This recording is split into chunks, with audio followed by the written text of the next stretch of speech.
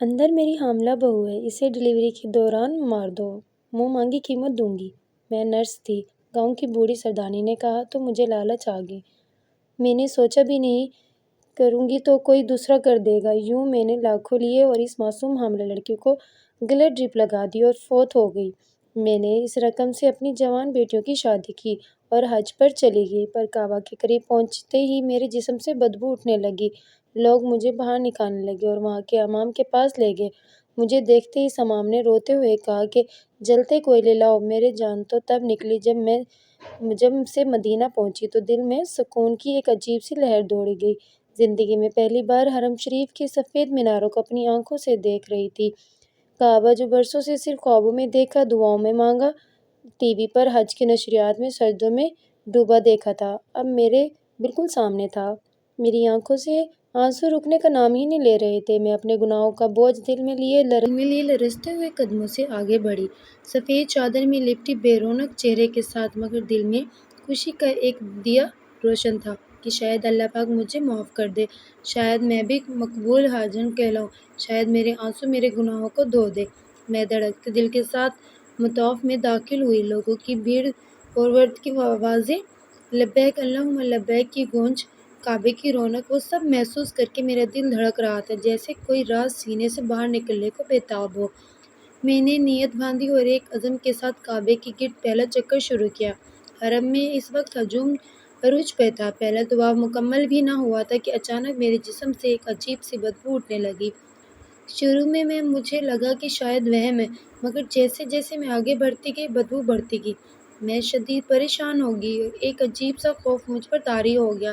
لوگ ایک ایک کر کے مجھ سے دور ہونے لگے، کچھ نے پاک کپڑا رکھا، کچھ نے مجھے غور کر دیکھا اور ایک عورت تو مجھ سے پیچھے ہٹتے ہوئے بولی، اللہ معاف کرے، کس قدر غلیظ بدبو اٹھ رہی ہے اس عورت کے جسم سے۔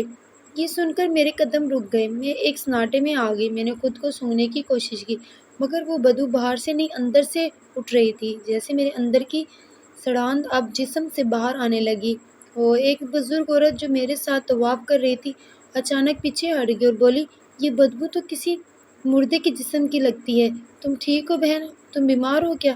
تمہیں کوئی زخم ہے؟ یہ سنتے ہی میں نے گھبرا کر کہا، نہیں، میں بالکل ٹھیک ہوں، لیکن بدبو پھیل رہی تھی اور اب ناقابل برداشت ہو رہی تھی۔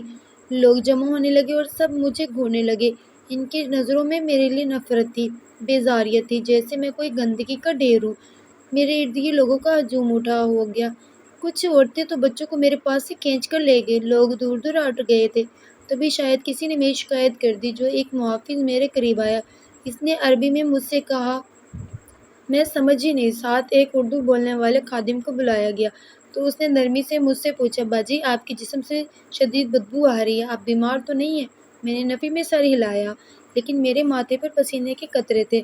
خادم نے پھر کہا، ہم آپ کو باہر لے جا رہے ہیں، برا نہ منائیں، لیکن لوگوں کو پریشانی ہو رہی ہے، مجھے جیسے کسی نے زمین پر گرا دیا ہو۔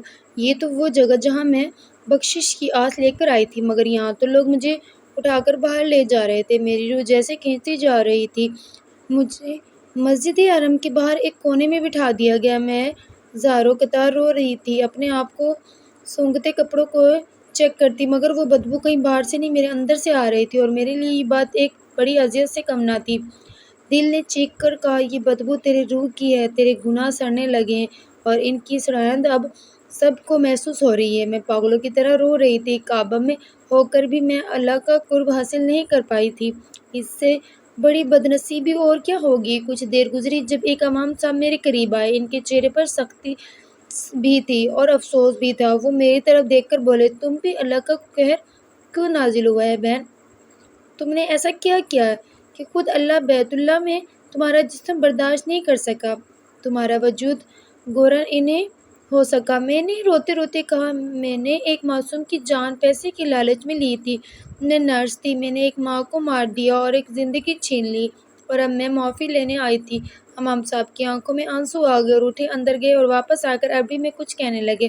پاس کھڑے محافظ نے جلتے ہوئے انگارے ایک پلیٹ میں رکھ کر لا دیے۔ امام نے میری طرف دیکھا اور روتے ہوئے جو کچھ کہا وہ سن کر میرے قدموں سے زمین نکل گئی اور میں دکھ میں غرق گئی، جلتے ہوئے انگاروں کو دیکھتی رہ گئی۔ مجھے آج بھی اپنا بچپن یاد ہے، وہ خستہ حال سا کچا سا گھر جس کی چھت بارش میں ٹپکتی تھی اور جہاں دیواروں سے مٹی جھڑتی رہتی تھی۔ میں اسی مٹی سے لپ کے گئی گھر میں پلی بڑھی تھی۔ میں ایک غریب گھر کی سب سے بڑی بیٹی تھی۔ میرا نام زینب ہے اور میری ماں کی طرف سے دیا گیا زندگی کا پہلا سبق قناعت کا تھا، کیونکہ میرے گھر میں کبھی خواہشات کی تکمیل گنجائش نہیں تھی۔ میرے ابا مزدور تھے، دن بھر اینٹیں ڈھوتے، پسینہ بہاتے اور شام کو چند روپے لا کر میری ماں سے کہتے، آج کام کم ملا، بچوں کو سمجھا دینا، شاید کل دال بھی نہیں ہوگی۔ وہ افسردگی سے کہتے تو اماں خاموش نظروں سے آسمان کی طرف دیکھتی رہ جاتی۔ میرے 5 بہن بھائی تھے، سب مجھ سے چھوٹے تھے۔ میری امی اکثر بیمار رہتی اور جب وہ چارپائی پر پڑی جاتی تو میں ہی چھوٹے بہن بھائیوں کو سنبھالتی، گھر کا کام کاج کرتی، پانی بھرتی اور رات کو مدھم سی روشنی میں اپنے پھٹے پرانے کتابیں کھول کر پڑھتی۔ مجھے پڑھنے کا شوق نہیں، جنون تھا۔ میری ماں ایک دن ایک امید سے بولی تھی، زینب اگر تو پڑھ جائے گی تو ہم سب کا مقدر بن جائے گا۔ یہ جملہ میرے دل پہ لگ گیا تھا۔ میں نے جیسے خود سے وعدہ کر لیا کہ کچھ بھی ہو جائے میں پڑھوں گی، میں کسی مقام پر پہنچوں گی اور کچھ بن کر ماں کو دکھاؤں گی۔ میں نے راتوں کو جاگ کر پڑوس میں موجود سیلے سے پرانے نوٹس مانگ کر اور خوب محنت کر کے اپنی تعلیم مکمل کی۔ میٹرک میں اچھے نمبر آئے، کالج میں داخلہ ملا، لیکن سب سے بڑی خوشی تب ملی جب مجھے گورنمنٹ نرس اسکول میں اسکالرشپ ملی۔ یہ میری زندگی کا سب سے بڑا دن تھا۔ یہ وہ دن تھا جب میں نے پہلی بار ایک امید سے سوچا، شاید اب زندگی بدلنے والی ہے۔ نرس کے دن سخت تھے، پڑھنا بھی بہت پڑا۔ ہاسٹل کی زندگی، نرس سینئرز کی ڈانٹ، ہسپتال کی اسٹراندر، مریضوں کے چیخے، سب کچھ سہنا پڑا، لیکن میں نے ہار نہیں مانی۔ جب میں اپنی سفید یونیفارم پہن کر پہلی بار ہسپتال کے وارڈ میں داخل ہوئی تو مجھے لگا جیسے میں کوئی فرشتہ ہوں، جیسے میرے ہاتھوں میں شفا ہے، جیسے میں واقعی کسی کا بھلا کر سکتی ہوں۔ مجھے لگا کہ میں نے اپنے خوابوں کو حاصل کرنے کے لیے قدم بڑھا لیا ہے۔ میں نے کئی مریضوں کی جان بچائی، کئی زخموں پر مرہم رکھا، کئی عورتوں کی ماں بننے میں مدد کی، اور ہر بار مجھے ایک سکون اور اطمینان ملتا۔ میں مطمئن ہو جاتی اور اللہ کا شکر ادا کرتی، لیکن پھر ایک دن میری زندگی نے موڑ لے لیا جہاں سے واپسی ممکن نہ تھی، اور میں نے کبھی اس بارے میں سوچا بھی نہیں تھا۔ نرسنگ اسکول سے فارغ اور تحصیل ہونے کے بعد میری قسمت نے جیسے پہلی بار میری پیشانی پر کوئی خوشی لکھ دی۔ میری تعلیم کردگی شاندار تھی اور اسی بنیاد پر میری پوسٹنگ سرکاری ہسپتال میں ہو گئی۔ جب مجھے تقرری کا لیٹر ملا تو میری آنکھوں سے آنسو چھلک پڑے۔ میں نے وہ کاغذ ماں کے ہاتھ میں دیا اور ان کے قدم چوم لیے۔ وہ خاموش تھی، لیکن آنکھوں میں فخر کی چمک صاف نظر آ رہی تھی۔ ہسپتال کی نوکری مشکل تھی، کئی کئی گھنٹے کھڑے رہنا، کبھی کبھی مسلسل رات کی شفٹ، بدتمیز مریض، چالاک سینئرز نرسیں اور سخت مزاج ڈاکٹر۔ سرکاری ہسپتال کا الگ ہی ماحول تھا، لیکن میں نے کبھی شکایت نہیں کی۔ میں نے ہر مریض کے ساتھ ویسا ہی سلوک کیا جیسے وہ میرے اپنے گھر کا کوئی فرد ہو۔ میں نے مریضوں کی تیمارداری میں محبت گھول دی، کبھی کسی بزرگ کے ساتھ دبائے، کبھی کسی ماں کے ماتھے پہ تھپکی دی، کبھی کسی ماں کے ساتھ اس کے نمودل کو گود میں لے کر بیٹھ گئی۔ وقت گزرتا گیا اور میرے محنت کا وسیلہ ملنے لگا۔ ڈاکٹروں نے میرا نام عزت سے لینا شروع کیا، عملے میں میرا مقام بن گیا۔ لوگ کہتے زینب نرس ہے نا، وہ لوگ تو مریض کی آدھی بیماری ختم ہو جاتی ہے۔ یہ جملہ میری تھکن اتار دیتا۔ وارڈ بوائے ہو یا صفائی کرنے والی آپا، سب مجھ سے مانوس ہو گئے۔ میں کسی کا دل نہیں دکھاتی تھی، غریب مریضوں کی دوا بھی کبھی کبھار اپنی تنخواہ سے لے آتی۔ میرا یقین تھا کہ اللہ سب دیکھ رہا ہے۔ پھر زندگی نے ایک نیا دروازہ کھولا۔ ایک دن میری ساتھی نرس نے بتایا کہ اس کی خالہ کا بیٹا رشتہ دیکھ رہا ہے اور وہ میرے بارے میں بات کرنا چاہتی ہے۔ میرے لیے یہ غیر متوقع تھا، میں نے کبھی اپنے لیے سوچا ہی نہیں تھا، لیکن جب وہ لوگ آئے، میرے ساتھی کی تعلیم اور نوکری سب دیکھ کر خوش ہوئے۔ لڑکا عمران ایک پرائیویٹ کمپنی میں کلرک تھا، سادہ سا، تھوڑا خاموش لیکن باادب تھا۔ مجھے زیادہ بات چیت کا موقع تو نہ ملا، لیکن اس کی آنکھوں میں جھجک اور لحاظ نظر آیا۔ میرے ماں باپ نے میری رضامندی کے بارے میں پوچھا، بیٹی کیا تو راضی ہے؟ میں نے ماں کی طرف دیکھا، پھر اپنے چھوٹے بہن بھائیوں کی طرف جن کی زندگی شاید میرے فیصلے سے آسان ہو سکتی تھی۔ میں نے آہستہ سے سر ہلا دیا اور خاموشی سے اپنی رضامندی دے دی۔ شادی سادگی سے ہوئی، جہیز میں کچھ کپڑے، کچھ برتن اور ماں باپ کی ڈھیروں دعائیں تھیں۔ جب میں اپنے سسرال آئی تو میرے دل میں خوشیوں کے ننھے ننھے چراغ چلنے لگے تھے۔ مجھے لگا کہ میرا صبر، میری محنت، میرے آنسو سب رنگ لا چکے ہیں۔ زندگی کی ایک نئے دور کی شروعات ہو چکی تھی۔ میں نے سسرال کو اپنا گھر ماننا شوہر کا دل جیتنے کی کوشش کی اور نوکری جاری رکھی۔ میں صبح اسپتال جاتی، شام کو گھر سنبھالتی اور رات کو شوہر کے حقوق ادا کرتی۔ زندگی تھکی تھکی سی ضرور تھی، مگر بظاہر پرسکون تھی۔ لیکن سکون کب مستقل ہوتا ہے، میں یہ جانتی نہ تھی کہ میرے اس مقدر کی پیشانی پر ابھی گناہ کی سیاہی لگنی تھی جو کبھی مٹائی نہیں جا سکتی تھی۔ شادی کے بعد کچھ مہینے ایسے گزرے جیسے کسی نے میری زندگی پر پھول بکھیر دی ہوں۔ میں ہسپتال کی نوکری کے ساتھ ساتھ گھر میں بھی سنبھال رہی تھی اور عمران میرا شوہر اگرچہ کماتا کم تھا لیکن نرم دل اور خاموش طبیعت کا انسان تھا۔ میرا خیال کرتا اور مجھ سے محبت کرا۔ شروعات میں وہ دفتر سے واپس آ کر میرے کاموں میں ہاتھ بٹاتا، میرے تھکے چہرے کو دیکھ کر خاموشی سے میرے کئی کام کر دیتا، میری سادگی اور خدمت گزاری پر کبھی کبھی میرا شکریہ بھی ادا کرتا۔ مجھے لگتا تھا شکر کرنے والا شوہر دنیا کی سب سے بڑی نعمت ہے، لیکن پھر اچانک سب بدل گیا۔ ایک دن عمران پریشان چہرے کے ساتھ گھر آیا۔ اس کے ہاتھ میں تنخواہ کا لفافہ نہیں تھا۔ میں نے کچھ پوچھا تو بس اتنا کہا، کمپنی بند ہو گئی ہے، سب ورکر فارغ کر دیے گئے ہیں۔ میں نے حوصلہ دیا اور اس سے دلاسا دیا اور ہمت رکھنے کا کہا۔ میں نے سوچا وقتی آزمائش ہے، گزر جائے گی، لیکن مہینے پہ مہینے گزرنے لگے اور عمران گھر بیٹھ گیا۔ شروع میں وہ کام کی تلاش میں نکلا بھی، لیکن کچھ دن بعد جیسے دل چھوٹ بیٹھا۔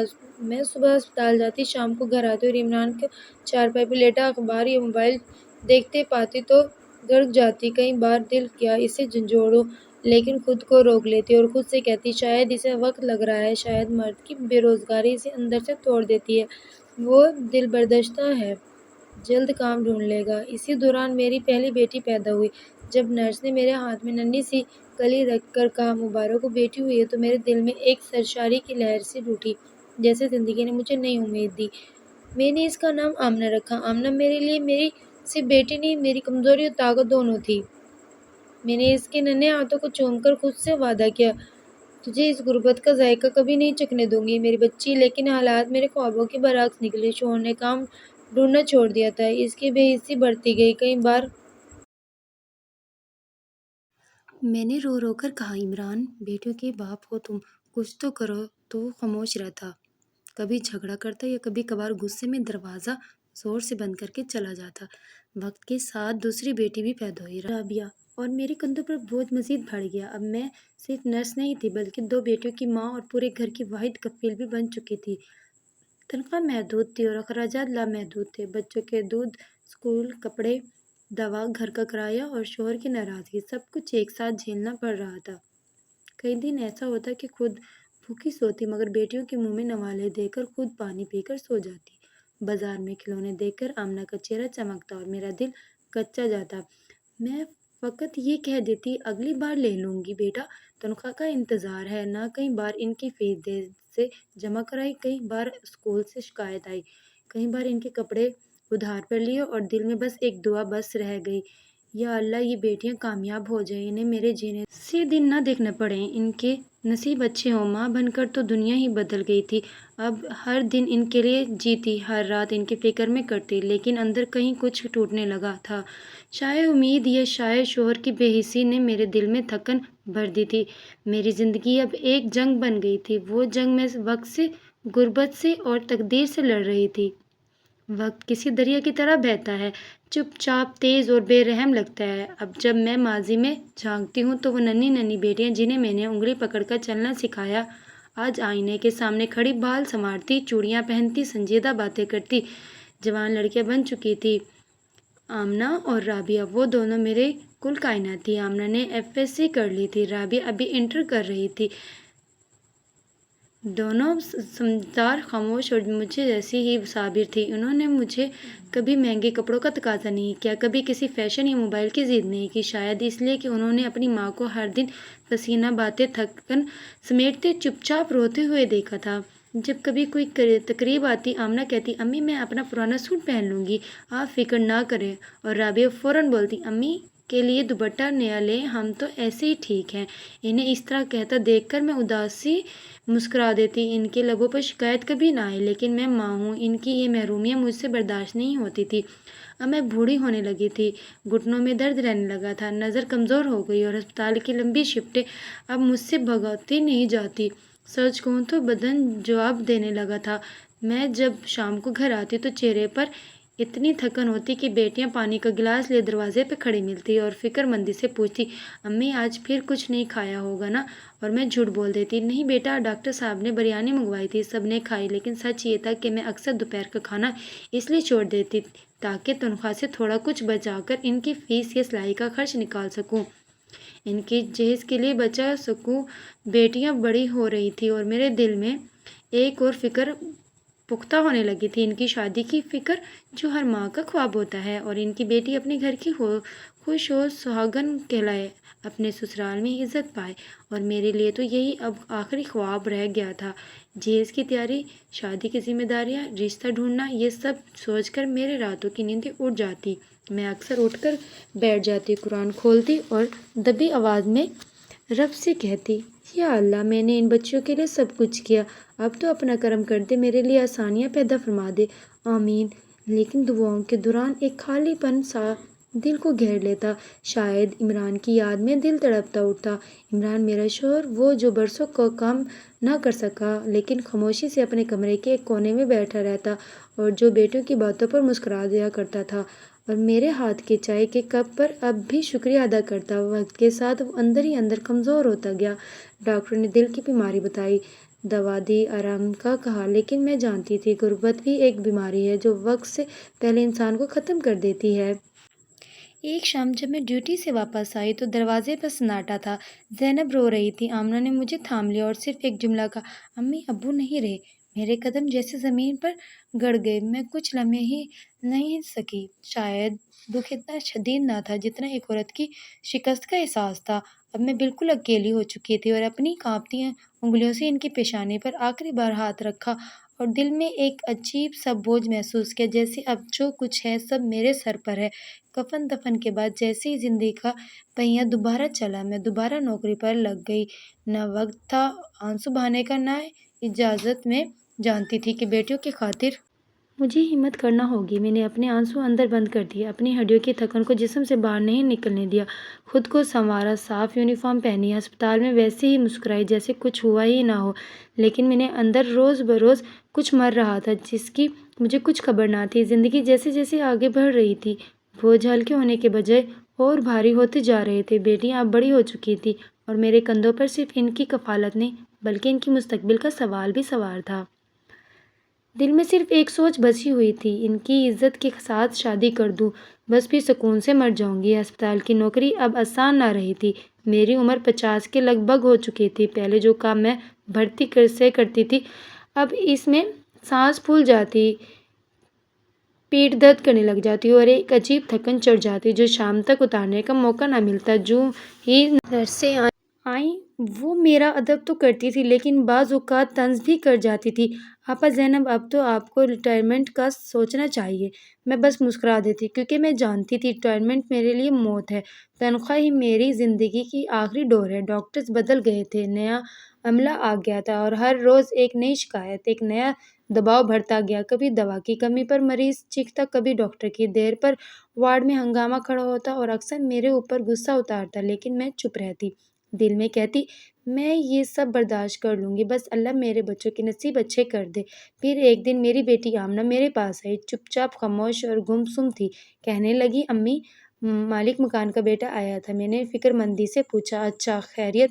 تو وہ بولی، وہ کہہ رہا تھا کہ مکان خالی کر دے، انہوں نے خود رہائش کے لیے رکھنا ہے۔ میری سانس جیسے رک گئی۔ میں نے آمنہ کی طرف دیکھا، اس کے چہرے پر ایک ایسا صدمہ تھا جو اس عمر کی لڑکی کے لیے بہت بڑا ہوتا ہے۔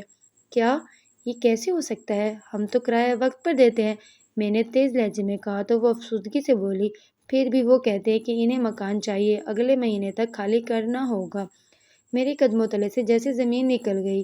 یہ وہی چھوٹا سا کرائے کا گھر تھا جس میں میرے شوہر نے آخری سانس لی تھی، جہاں میری بیٹیاں بڑی ہوئیں اور جہاں ہر دیوار سے نے میری راتوں کی دعائیں سنی تھی۔ اب کیا کہاں جائیں؟ कौन देगा 2 बेटियों वाली बूढ़ी औरत को किराए पर घर, और वो भी ऐसे वक्त में जब महंगाई आसमान से बातें कर रही हो। मैंने रात को सजदे में जाकर रोते हुए अल्लाह से कहा, या रब, अगर मेरे गुनाह मेरे सामने आ रहे हैं तो मुझे सज़ा दे, लेकिन मेरी बेटियों को बेघर ना कर, इनका पर्दा रहने दे।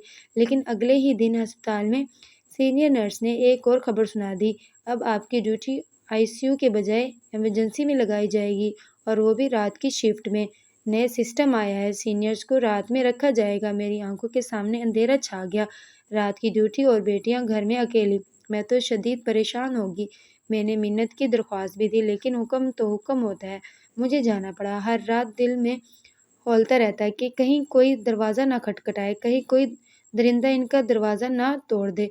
ये वो दिन थे जब मुझे लगा कि मेरे अंदर की हिम्मत बुझती जा रही है। हर तरफ अंधेरा था, और तभी एक दिन मेरी आजमाइश का दरवाज़ा खुल गया। जैसे जैसे गुर्बत मुझे निगल रही थी, बेटियों का मुस्तकबिल, छत का साया, रोज़गार की थकन, सब मिलकर मुझे अंदर ही अंदर कमज़ोर कर रहे थे। दिल में हर रात एक सवाल जागता, लेकिन इसका जवाब किसी के पास ना होता।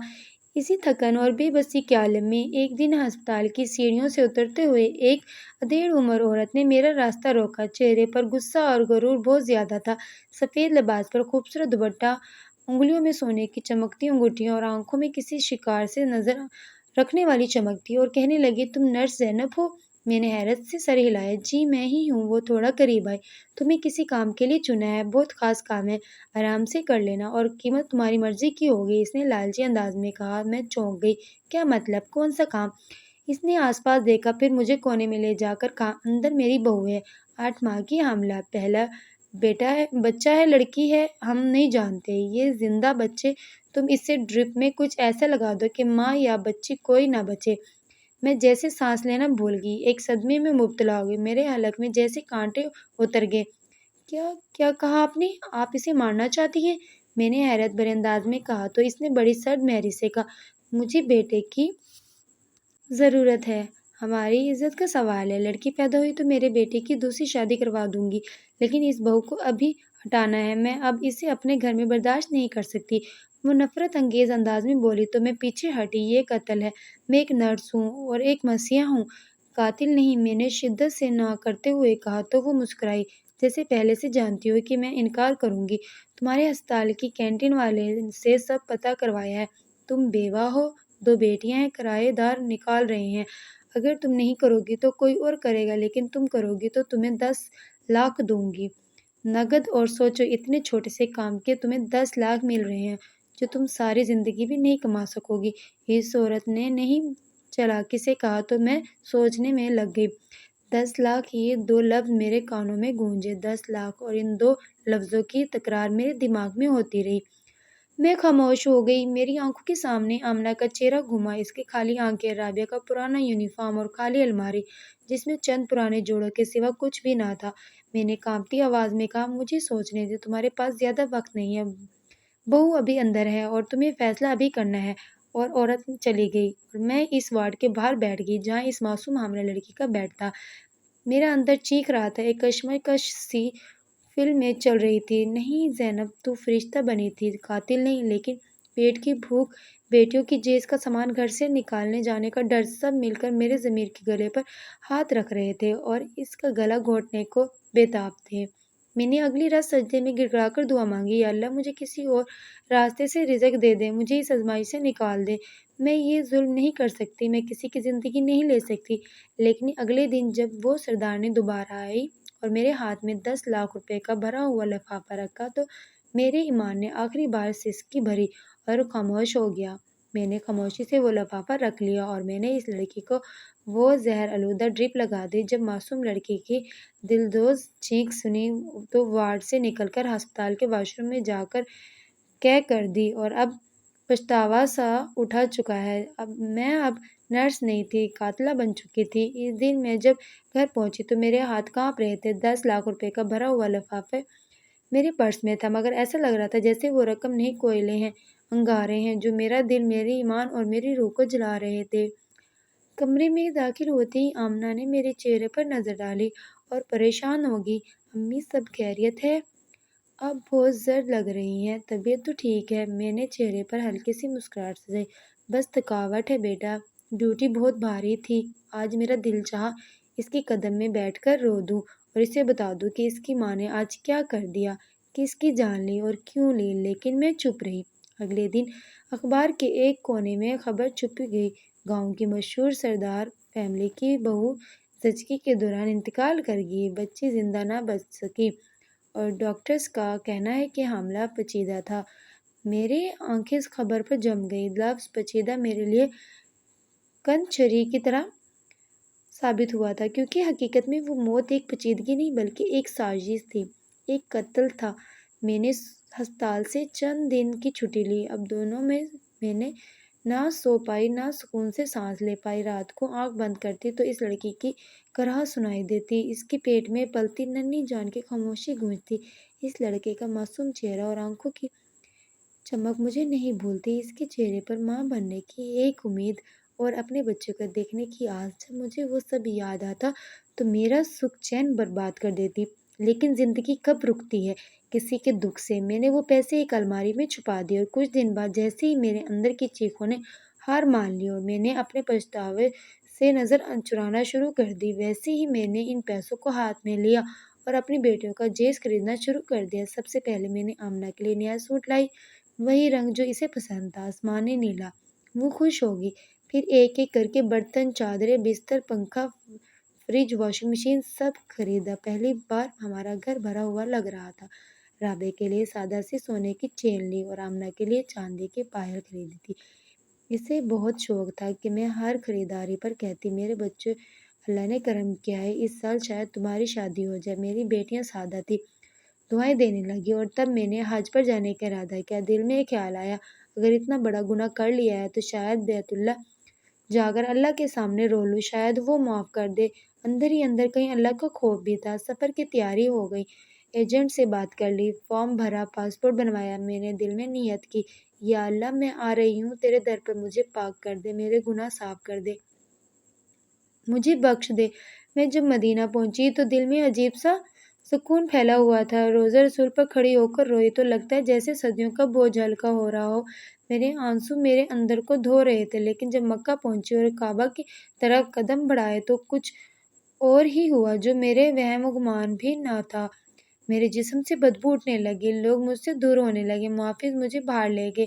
मैं सर से पाँव तक कांप गई और मुझे तब समझ आया कि अल्लाह के घर में पैसे से चमकती चीज़ें नहीं, सिर्फ और साफ नीयत दाखिल हो सकती है। और मेरी नीयत तो उस दिन ही मर गई थी जिस दिन मैंने एक मासूम को मारा था। कैसी बदनसीबी थी, इतना पास आकर भी मैं महरूम रही थी। मस्जिदुल हराम के बाहर बैठे हुए मैं हाँफ रही थी। मेरी सांसें बेतरतीब थी और मेरे जिस्म से उठती बदबू ऐसी थी जैसे मेरे अंदर का सारा गोश्त मर सड़ गया हो, जैसे मेरे गुनाहों से सरेंद उठ रही हो। मेरे पास से गुजरने वाले लोग नाक पर रुमाल रखकर आगे बढ़ जाते, कुछ तो रुककर बुरा सा मुंह बनाते और एक नौजवान लड़की तो मेरे करीब आकर बोली, ये औरत शायद बीमार है या फिर अल्लाह माफ़ करे कोई गुनाह ऐसा किया है कि ये पाक जगह भी इसे बर्दाश्त नहीं कर पा रही। ये जुमले तीर की तरह मेरे दिल पर लगे थे और मैं एक जिंदा लाश की तरह उसके वार सहती रही। दीवार के साथ टेक लगाकर बैठ गई। सफ़ेद एहराम पहने मुर्दा सादा अबाओं में लिपटी औरतें सब मुझे अजनबी नज़रों से देखते हुए गुजर रही थी और मैं सोचती रही, क्या यही अंजाम था। ये वो मकाम था जहाँ माफ़ी मांगी जाती है, दिलों की मुरादें पूरी होती है, महरूमियत दूर कर दी जाती है। मगर मैं यहाँ रुस्वा हो रही हूँ, अपने एक गुनाह के बदौलत में दुनिया में जलील हो रही हूँ और शायद मेरी आखिरत भी ऐसी हो। मेरे आंसू चुपचाप बहते रहे। मैंने सर झुकाया और रब की हजूर कहा, या अल्लाह मुझे माफ़ कर दे, मैंने अपनी मजबूरियाँ बेच दी, मैंने अपनी इंसानियत को मार दिया, मैंने इंसानियत को मारा, मैंने तेरा दर चुना, तुझसे माफ़ी चाही लेकिन अपना दामन खाली रखा। अब तो माफ़ कर दे, मेरे गुनाह बख्श दे। लेकिन दिल का एक कोना जानता था, अल्लाह माफ़ ज़रूर करता है, मगर कभी कभार तौबा के लिए इंसान को उसकी गंदगी का आईना दिखाता है और इंसान ये सब बर्दाश्त नहीं कर पाता। उसी लम्हे मेरी आंखों के सामने उस मासूम लड़की का चेहरा आया, वही जिसके चेहरे पर दर्द था, बेयकीनी थी और उम्मीद भी थी कि जब मैंने उसे ड्रिप लगाकर मुंह मोड़ा था, उसकी आंखों में जैसे किसी को मदद के लिए पुकारने की कोशिश थी, जैसे वो कह रही हो, बाजी मुझे बचा लो, मैं माँ बनने वाली हूँ। मेरे बच्चे की सांस अभी शुरू भी नहीं हुई, وہ تو ابھی دنیا میں آیا ہی نہیں۔ میں نے گھٹنوں میں سر دے کر چیخ مار کے رونا چاہا مگر گلا بند ہو چکا تھا، آواز نکل ہی نہیں رہی تھی۔ میں نے اس کی آخری الفاظ یاد کیے، کیا سب ٹھیک ہو جائے گا؟ مجھے بہت ڈر لگ رہا ہے۔ اور میں نے مسکرا کر جھوٹ کہا تھا، ہاں بیٹی سب خیر ہے۔ کیسی نرس تھی میں، کیسی ماں تھی، کیسی انسان تھی۔ میرے دل سے صدا نکل آئی، میری بیٹی میں نے تجھے ماں بننے نہیں دیا، تجھے بیٹی پیدا کرنے کی سزا دی کیونکہ مجھے پیسے کی چمک نے اندھا کر دیا تھا۔ میں نے وہاں بیٹھے بیٹھے رب سے گڑ گڑا کر معافی مانگی، پھر خود ہی چیخ پڑی، یا اللہ لوگ مجھے دھتکاریں میں برداشت کر لوں گی، میرے جسم سے بدبو آئے میں سہ لوں گی، بس میری بیٹیوں کو اس گناہ کا سایہ نہ لگے، انہیں میرے کیے کی سزا نہ ملے۔ مجھے اس حالت میں بھی اپنی بیٹیوں کی فکر تھی۔ اسی وقت ایک عورت میرے قریب سے گزری اور میری طرف دیکھ کر کہا، یہی ہے وہ عورت جس کی بدبو سے مطاف کا حلقہ بند کرنا پڑا تھا۔ پھر کیا تھا، جیسے سب کی توجہ میری طرف ہو گئی، لوگ رکنے لگے، کچھ دور کھڑے ہو کر انگلیاں اٹھانے لگے، کچھ عربی میں بولے جو میں نہ سمجھ سکی، لیکن ان کے چہروں سے سمجھ آ گیا کہ میں اب قابل نفرت بن چکی تھی۔ محافظ دوبارہ آئے، مجھے امام کے سامنے لے گئے۔ امام نے میری آنکھوں میں جھانکا جیسے میری روح پڑھ لی ہو، اور صرف اتنا کہا، تیرا جسم تو یہاں ہے مگر تیرا دل اب بھی لالچ میں ہے، رو اتنا رو کہ تیرے گناہ تیری آنکھوں سے بہہ نکلے۔ اور تب میں زمین پر سجدے میں گری اور پہلی بار اپنے گناہ کا سچ اپنے آپ سے اور اپنے رب سے اقرار کیا۔ جب میں مکہ میں سجدے میں گری تو نہ کوئی نماز پڑھ رہی تھی اور نہ کوئی دعا مانگ رہی تھی، وہ بس ایک چیخ تھی، ایک بھری ہوئی گٹھڑی جو برسوں میں میرے اندر دبی تھی اور وہ پھوٹ گئی۔ آنسوؤں کی جھڑی میں میں اپنے رب سے، اپنے آپ سے اور اس معصوم لڑکی کی روح سے معافی مانگ رہی تھی۔ میں نہیں جانتی کہ میرے آنسوؤں نے رب کو پگھلایا یا نہیں، لیکن میرا دل جیسے جل کر راکھ ہو گیا۔